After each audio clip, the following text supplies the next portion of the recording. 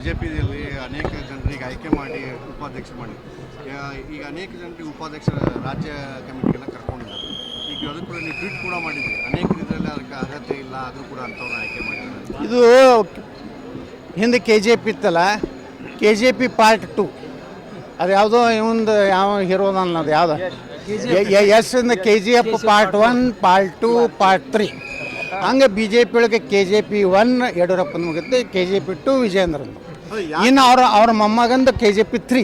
ಇಷ್ಟೊಂದೆಲ್ಲ ಸರ್ ನಿಮಗೆ ಯಾರು ಹೋಗಿದ್ರು, ಯಾರು ನಿಮ್ಮನ್ನ ವಿರೋಧ ಮಾಡಿ ನೋಡ್ರಿ ಅದು ಏನಾಗೋದೈತಿ ಇದಕ್ಕೆಲ್ಲದಕ್ಕೂ ಇದರ ಆಯುಷ್ಯ 2024 ಲೋಕಸಭೆ 28 ಸೀಟ್ ತರ್ತೀನಿ ಅಂತ ಹೇಳ್ಯಾರ. 28ರ ಒಂದೂ ಕಡಿಮೆ ಇತ್ತಂದ್ರು ಇದು ಏನಿದೆ ಅಲ್ಲ, ಇದು ಒಂದೇನು ಈ ಸಿಗರೇಟ್ ಪ್ಯಾಕೆಟ್ದೇನೋ ಒಂದು ಮನಿ ಮಾಡಿರ್ತಾರಲ್ಲ, ಸಣ್ಣ ಹುಡುಗರಿದ್ದಾಗ ನಾವು ಮಾಡ್ತಿದ್ವಲ್ಲ, ಹಂಗೆ ದಬ ದಬ ದಬ ದಬ ಬೀಳ್ತದೆ ನೋಡ್ರಿ. ಸರ್ 5 ವರ್ಷ ಯಾಕೆ ನೀವು ನಿನ್ನೆ ನಿರಾಸೆ ವ್ಯಕ್ತಪಡಿಸಿದ್ರಿ, ನನಗೆ ರಾಜಕೀಯದ ಸಾಕಾಗಿದೆ, ಯಾಕೆ ಏನಾಯಿತು? ಇಲ್ಲ ನಿರಾಸೆ ಆಯ್ತಿಲ್ಲ, ಈಗೆಲ್ಲ ಏನಾಗೈತೆ ರಾಜಕೀಯ ಒಳಗೆ ಲಪುಟ್ರದ್ದು ಭಾಳ ಅವರೆಲ್ಲ ಹಲ್ಕ ಕೆಲಸ ಮಾಡ್ತಾರೆ. ರಾಜಕೀಯ ಮೌಲ್ಯಾಧಾರಿತ ರಾಜಕಾರಣಿ ಇಲ್ಲ ಇವತ್ತು, ಎಲ್ಲ ಕಳ್ಳರು ಲಫಂಗರಿ ಹಚ್ಚಿ ಸೇರ್ತಾ ಇದ್ದಾರೆ. ಒಳ್ಳೆಯವ್ರಿಗೆ ಏನಾದ್ರು ಬ್ಲ್ಯಾಕ್ ಮೇಲ್ ಮಾಡುವಂಥದ್ದು ಮಾಡ್ತಾರೆ. ಇಂಥದ್ರಿಂದ ರಾಜಕೀಯ ಒಳಗೆ ಇವತ್ತೇನು ನಾವೆಲ್ಲ ಒಂದು ಈ ದೇಶ ನಮ್ಮ ಜಿಲ್ಲೆ ಇವತ್ತು ನೋಡ್ರಿ, ಇವತ್ತೊಬ್ಬರು ನಮ್ಮ ಕೇಂದ್ರದ ಒಬ್ಬ ಹಿರಿಯ ಅಧಿಕಾರಿಗಳು ಬಂದಾರೆ, ಅಶೋಕ್ ದಳವಾಯಿ ಅವರು, ಭಾಳ ಹಿರಿಯ ಅಧಿಕಾರಿಗಳು, ನಮ್ಮ IAS ಅಧಿಕಾರಿಗಳು. ಅವ್ರು ಇನ್ನಾಗ ಹೇಳ್ತಾಯಿದ್ರು, ಏನು ಸರ್ ಬಿಜಾಪುರ ಎಷ್ಟು ಬದಲಾವಣೆ ಆಗಿದೆ, ಎಷ್ಟು ರೋಡ್ಗಳು ಚೆನ್ನಾಗಿ ಭಾಳ, ನನಗಂತೂ ಭಾಳ ಆಶ್ಚರ್ಯ ಆಗೈತೆ ಅಂತೇಳಿ. ಈ ರೀತಿ ಒಂದು ಒಳ್ಳೆಯ ಕೆಲಸ ನಾವು ಮಾಡಿದ್ದರಿಂದ ಅದ್ರಾಗ ಆತ್ಮತೃಪ್ತಿ ಇದೆ. ಮುಂದಿನ ದಿವಸಗಳಲ್ಲಿ ಈ 2024 ಲೋಕಸಭಾ ಚುನಾವಣೆ ನಂತರ ಮೇಜರ್ ಆಪ್ರೇಷನ್ ಮಾಡದೇ ಇದ್ದರೆ ಮುಂದಿನ ನಿರ್ಣಯ ನಾವು ಮಾಡ್ತೀವಿ. ಯಾಕೆ ರಾಜೀನಾಮೆ ಮಾತು ರಾಜೀನಾಮೆ ನಾವೇ ಕೊಡ್ಲಿಕ್ಕೆ ಹೋಗಲ್ರಿ. ಅಲ್ಲ ಮುಂದಿನ ಸಲ ಮುಂದಿನ ಹೊಸ ತಿರು ಆಗ್ತೈತೆ 2024 ನಂತರ. ಚುನಾವಣೆಯಿಂದಲೇ ದೂರ ಸರಿತೀನಿ ಅಂತ ಇಲ್ಲ, ಚುನಾವಣೆಯಿಂದ ದೂರ ಸರದೇನು ರಾಜಕೀಯ ಮಾಡಬಾರ್ದು, ಸಮಾಜಕ್ಕೆ ಕೆಲಸ ಮಾಡಬಾರ್ದು ಅಂತೇನಿಲ್ಲ. ಎಲ್ಲ ಸಾಮಾಜಿಕ ಕೆಲಸ ಮಾಡೋರು ಎಲ್ಲ ಜಯಪ್ರಕಾಶ್ ನಾರಾಯಣರು, ಗಾಂಧಿ ಇವರೆಲ್ಲ MP MLA ಆಗಿದ್ರನ್ರಿ, ಅವ್ರು ಕ್ರಾಂತಿ ಮಾಡಿಲ್ಲ ದೇಶನಾಗ. ನಾವು ಹಂಗೆ ಸಾರ್ವಜನಿಕವಾಗಿ ಕೆಲಸ ಮಾಡ್ಲಿಕ್ಕೆ ಸಾಕಷ್ಟು ಅವಕಾಶ ಅದಾವೆ. ನಮ್ಮ ಸಂಘ ಸಂಸ್ಥೆನ ಅದಾವೆ.